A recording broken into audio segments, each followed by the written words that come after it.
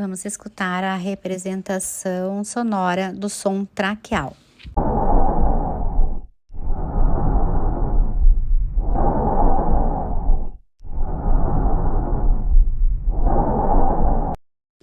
Agora vamos ouvir a representação do som brônquico.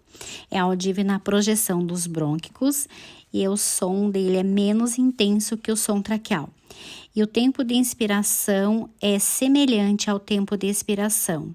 E acontece uma pequena pausa entre esses dois tempos.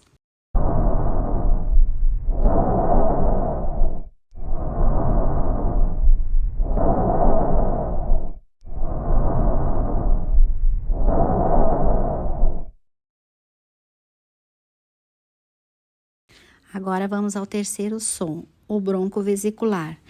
É intermediário entre o som brônquico e o murmúrio vesicular e possui a mesma intensidade entre a inspiração e a expiração e não possui intervalo entre esses dois tempos.